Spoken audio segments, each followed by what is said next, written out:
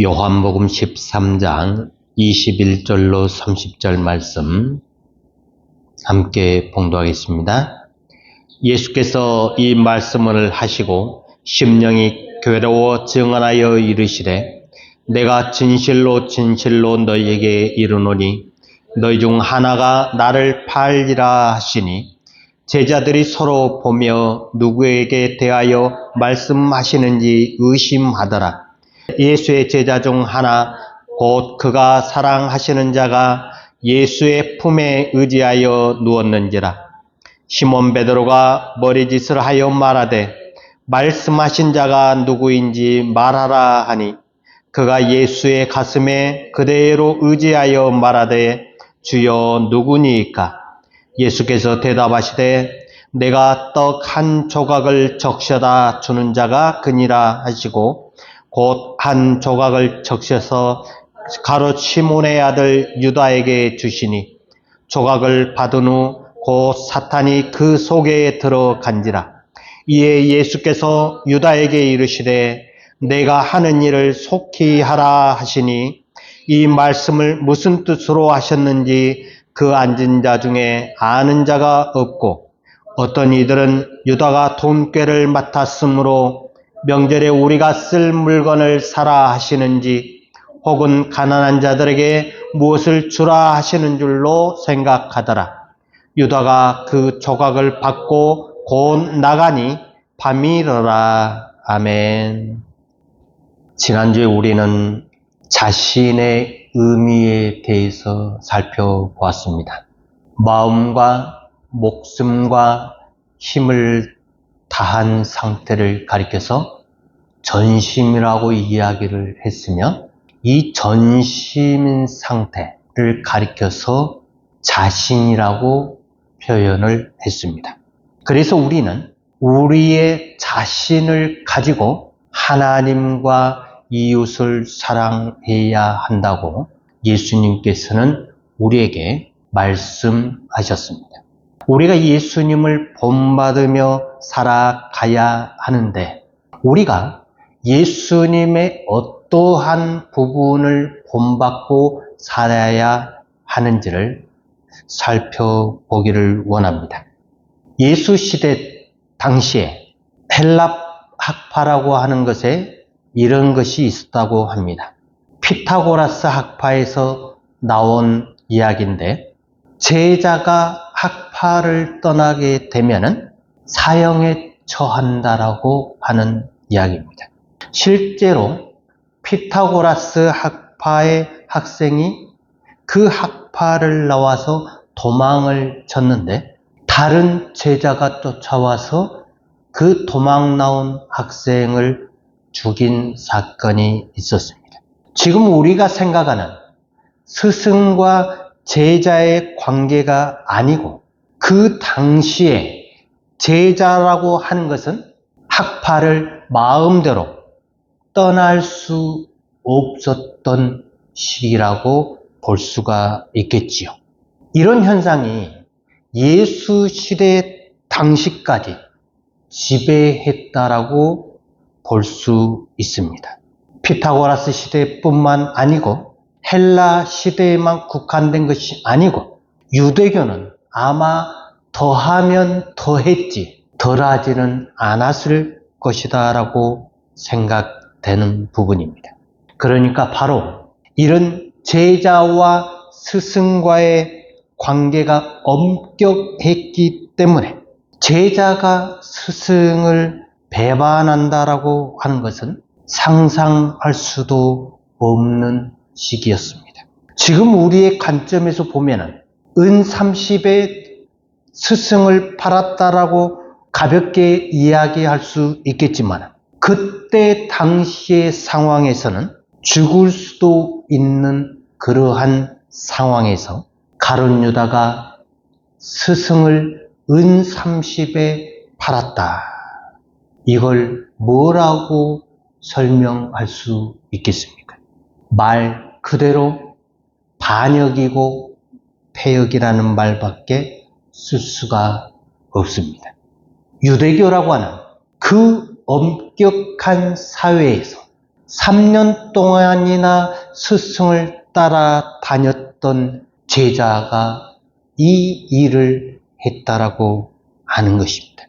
예수의 제자들이 예수의 인간성을 너무나도 만만하게 봤다라고 하는 것입니다.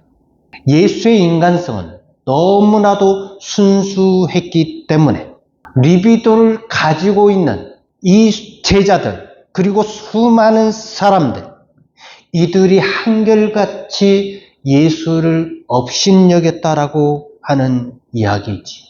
은 30에 스승을 팔아먹으려는 그 유다에게 예수님은 네가 하고자 하는 일을 속히 하라라고 말씀하고 계십니다.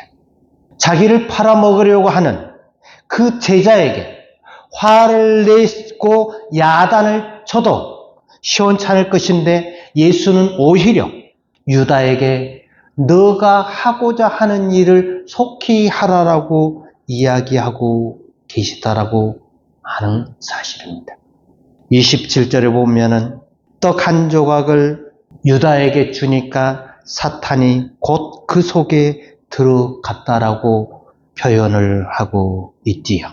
유다가 떡 한 조각을 받으면서 사탄이 그 속에 곧 들어갔다라고 하는 이 표현을 보면은 어떻게 보면은 예수께서 사탄이 유다 속에 들어가는 것을 방조했다라고도 볼 수 있는데, 마태복음 26장 14절에서 16절을 보면 가룟 유다가 대제사장들에게 내가 예수를 너희에게 넘겨줄 것이니까 너희가 얼마를 나에게 줄 것이냐 하니까 대제사장들이 은 30을 달아서 유다에게 주지요. 유다가 그때부터 예수를 넘겨줄 기회를 찾더라라고 기록을 하고 있습니다. 이미 유다는 예수를 넘겨주기로 작정을 했지요.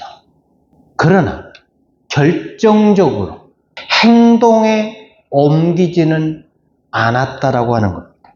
이 가룟 유다가 예수로부터 떡 한 조각을 받은 그 순간 사탄이 그 속에 들어갔다. 사탄이 유다가 하고자 하는 그 일을 결정할 수 있는, 어떻게 보면 유다가 속으로 생각하고 결심하고 했던 그 일들을 실질적으로 행동으로 옮기기 위한 마지막 부분을 했다라고 하는 이야기지요. 오늘 우리는 이 땅을 살아가면서 우리의 속에는, 우리의 머릿속에는, 우리의 마음속에는 수도 없이 많은 갈등과 분열이 차지하고 있습니다. 우리 속에서는 상대방을 수없이 몇 번이고 죽이고 살리고 하는 그러한 일들이 반복해서 일어나고 있습니다. 그럼에도 불구하고 우리들은 막상 실행에는 옮기지 않지요. 행동으로 옮긴다라고 하는 것은 중요한 의미가 있다라고 하는 것입니다. 이게 내 속에만 있으면 상관없지만 그것이 상대방을 향해서 독한 말로, 악한 말로 그게 나오게 될 때, 발설되게 될 때는 그게 우리가 행동으로 옮기는 그러한 사실이 된다라고 하는 것을 이야기하고 있습니다. 예수님이 유다에게 자신을 팔아먹으려고 하는 그 일을 속히 하라라고 했다. 어떤 사람들은 유다가 예수님의 말씀을 듣고 순종했기 때문에 이런 유다도 구원받을 수 있을 것이다 라고 말을 합니다. 그러나 우리는 알아야 합니다. 용서와 구원은 전혀 다르다라고 하는 것입니다. 수많은 사람들이 자기 마음대로 죄를 짓고 살다가 죽음의 직면에서 하나님 앞에 나와서 죄를 회개하면 하나님으로부터 용서를 받습니다. 용서를 받았다고 해서 그동안 그가 저지른 죄가 없어지지는 않는다라고 하는 이야기입니다. 다시 말해서 용서와 구원은 별개의 문제입니다. 우리 주님께서는 자신의 이름으로 나와서 용서를 구하는 이에게 아낌없이 용서를 해 주시지요. 마치 유다가 자신을 팔아먹으려 하는 그 순간에도 유다에게 너가 하고자 하는 일을 속히 하라고 할 정도로 유다가 하려고 하는 그 일에 대해서 하지 마라, 안 된다, 노라고 말씀을 절대로 하시지 않는다라고 하는 이야기입니다. 우리는 이 땅을 살아가면서 수많은 사람들과 만나고 헤어집니다. 특히 교회라고 하는 공동체를 통하여 만나는 사람들은 특별한 의미를 갖기도 하지요.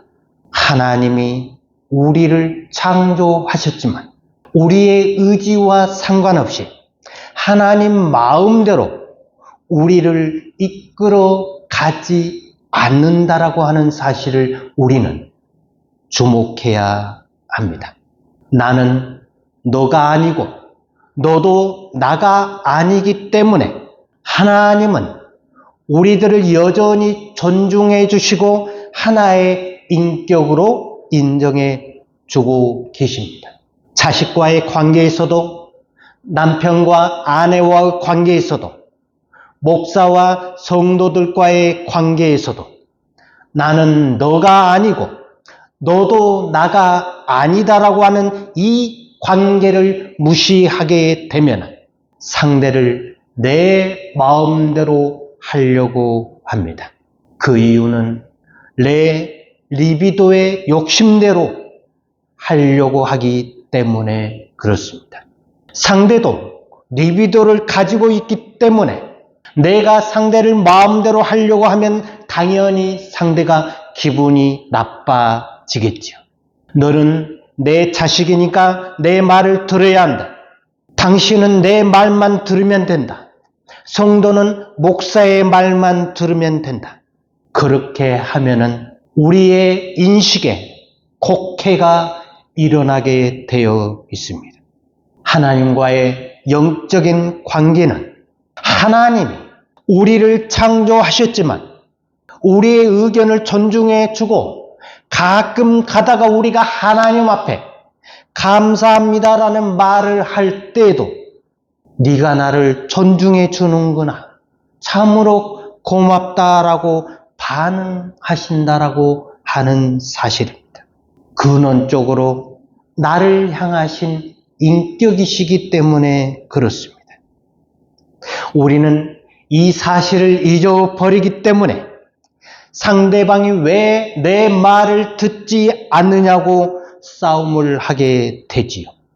우리는 이러한 우리의 생각과 우리의 말을 가리켜서 궤변이라고 이야기를 합니다. 남편이 아내를 창조한 것도 아니고 또 아내가 남편을 창조한 것도 아닌데 부모가 자식을 창조한 것도 아니지 않습니까? 그런데 우리는 상대방을 내 마음대로 하려고 한다는 것입니다.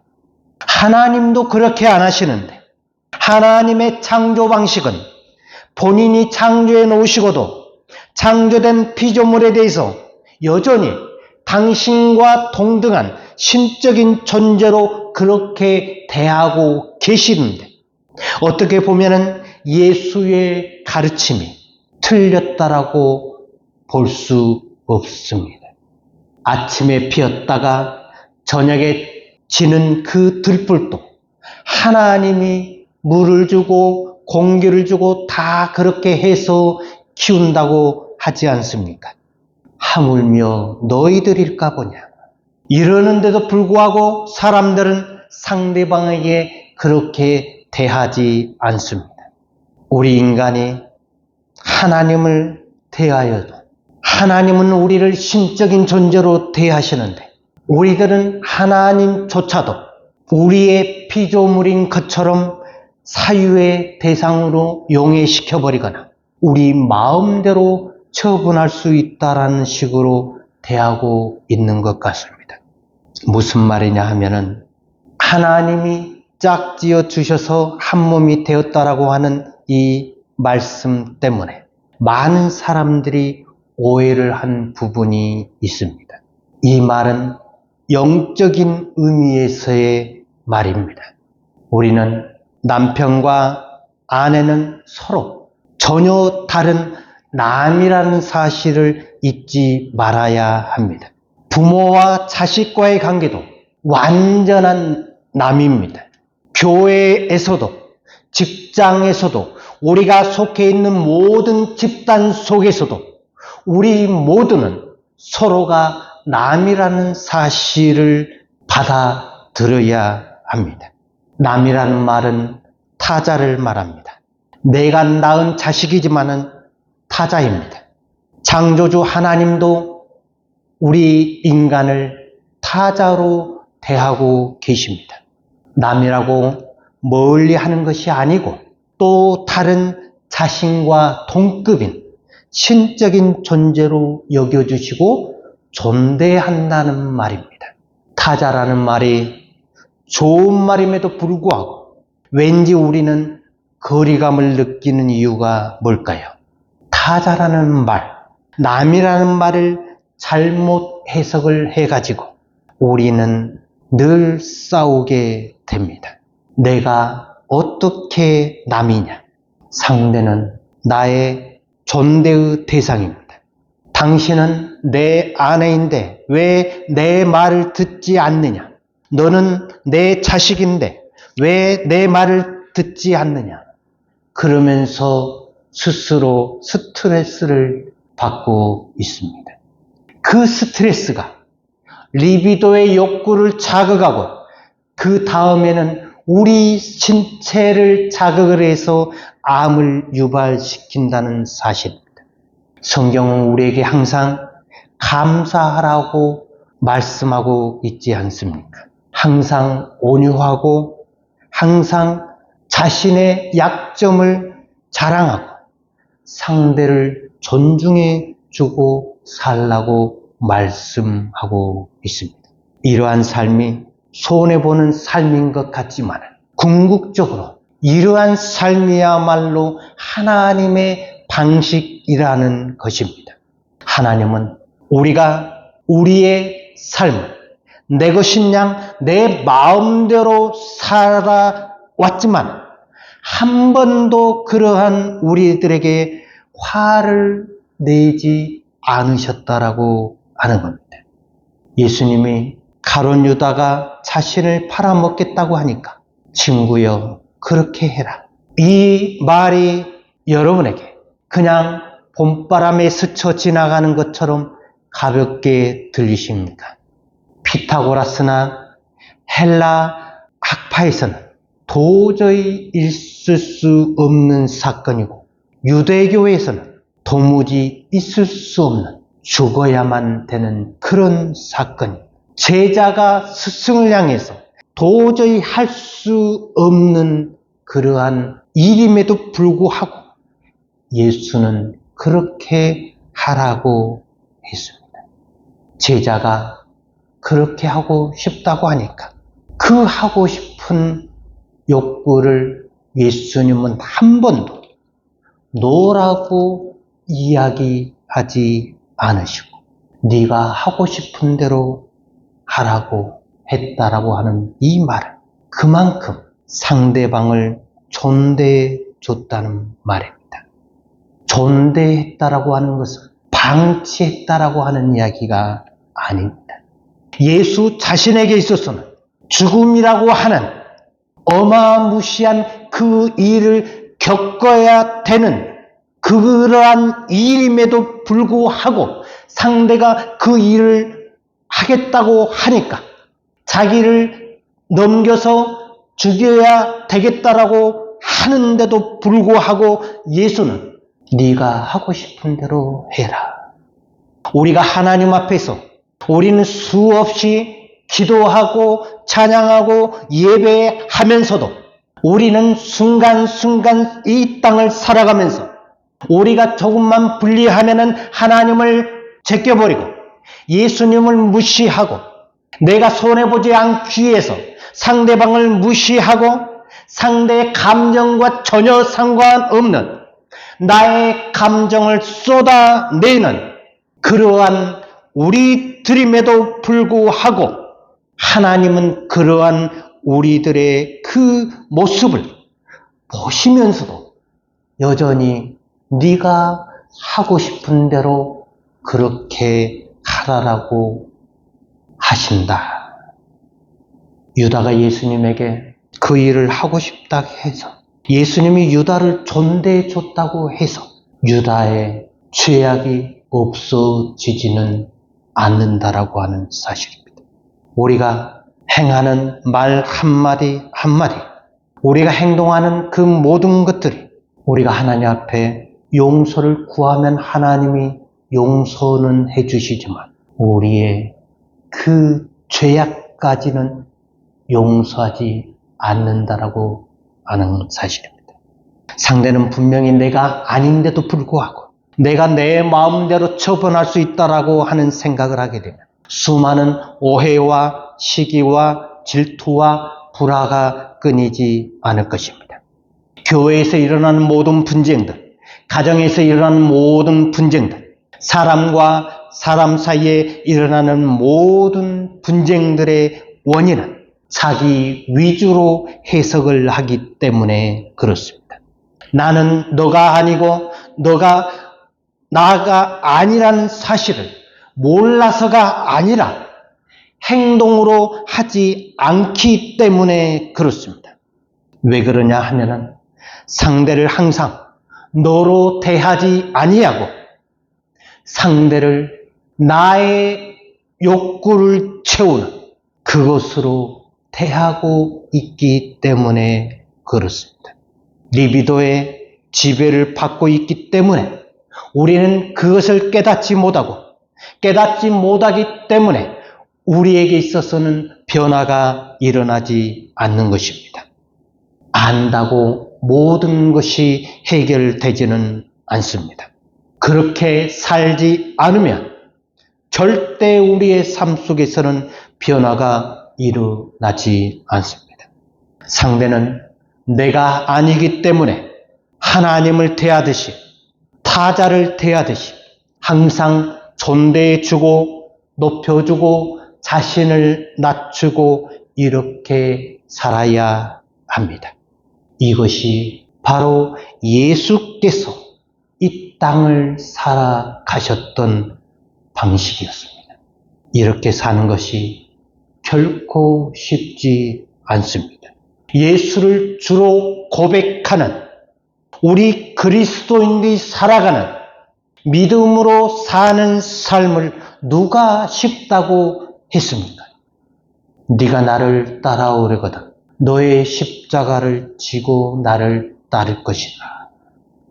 예수님의 그 말씀 속에는 예수의 삶과 같이 너 자신이 하나님과 이웃을 향해서 그렇게 살아야 된다. 그렇지 않으면 하나님 나라가 너희의 것이 아니다라고 하는 것을 우리에게 이야기하고 있습니다. 예수의 인격은 우리가 생각하는 그런 인격이 아닙니다. 자기가 죽음을 맞이하더라도 상대를 용납할 수 있는 그러한 삶이 우리에게는 필요합니다. 어떻게 보면 저와 여러분이 그러한 삶으로 살아가게끔 부르심을 받았다라고 하는 것입니다. 쉽지 않습니다. 쉽지 않기 때문에 우리는 이 길을 가야 합니다. 그것이 저와 여러분이 이 땅에서 부름받은 이유이고 목적이고 우리의 삶의 목표입니다. 그래서 하나님과 함께 하나님 앞에서 우리는 하나님 없이 살아가는 이 삶, 하나님과 이웃을 향해서 완전히 내어놓는 삶, 이 삶을 살아가는 저와 여러분이 되기를 주님의 이름으로 축원합니다.